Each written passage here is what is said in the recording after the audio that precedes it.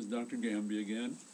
This is part 3 in the continuing saga of the medical licensure of this office and the hearing, etc.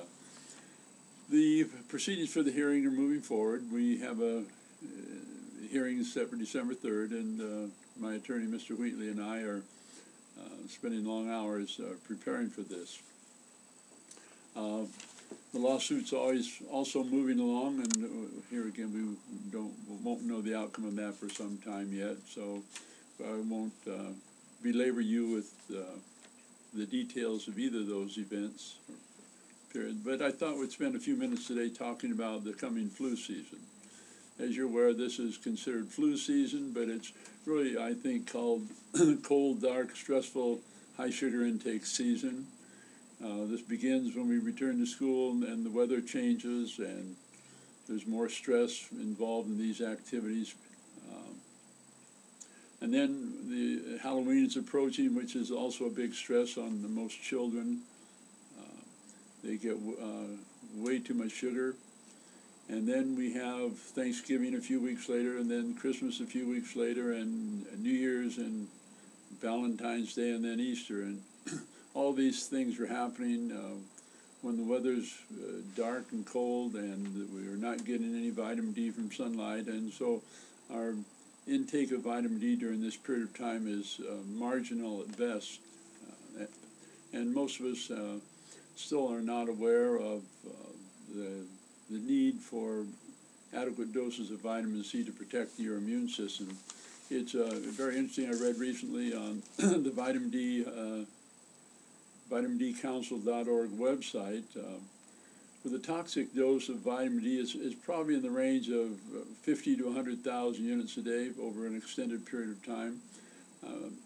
I'm not suggesting that you go to that extent right now, but you can very safely take 4,000 to 5,000 units a day if you're an adult, and children will tolerate 2,000 to 3,000 very nicely in most cases.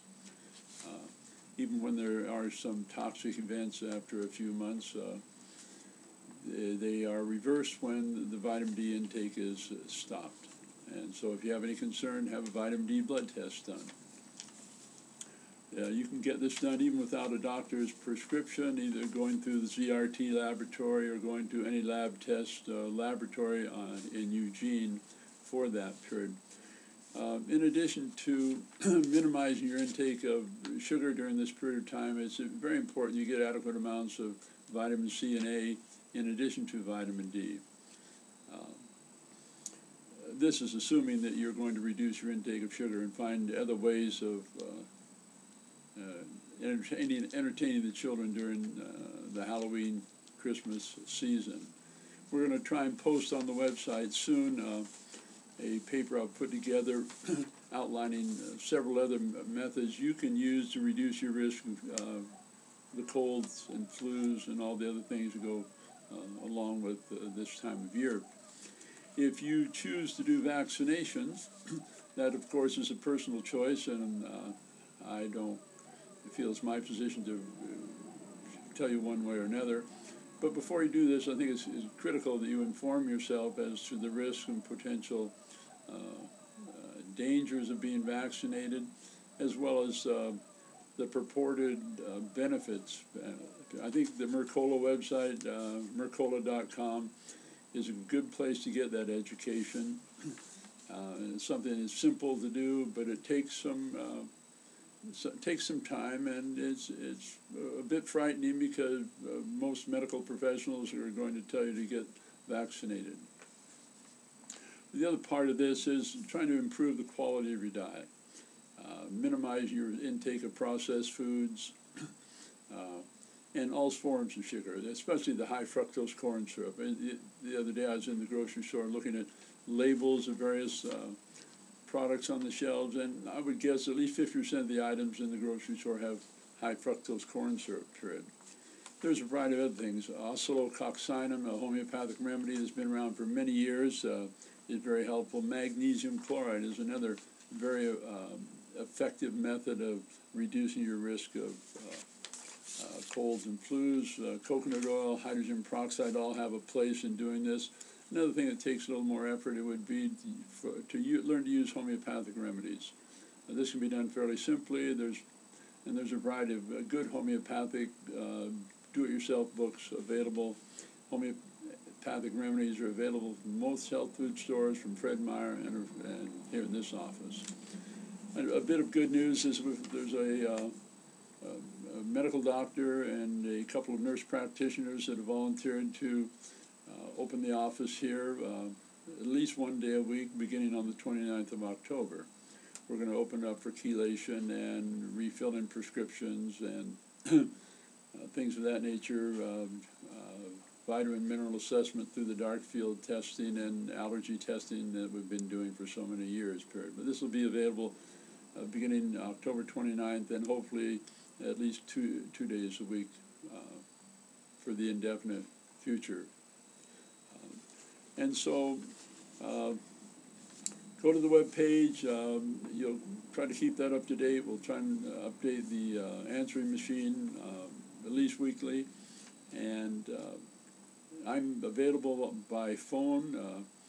If you can catch me here, I can't answer medical questions, but I could maybe give you a different opinion and tell you what is available as far as other remedies for a particular condition.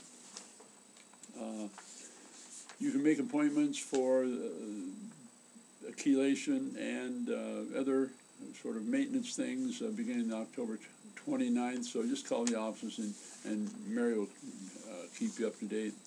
The office number is 541-998-0111. And I'd encourage you to visit our website. You can order vitamins and minerals by calling the office and hopefully in the near future on the website.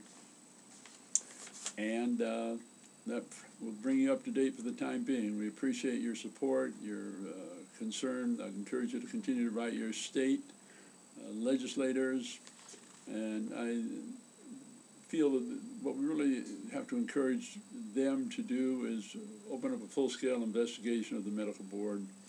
The more we look into the activities of the medical board, we see that they're not in the public interest and they're not really protecting patients. They're protecting doctors quite efficiently.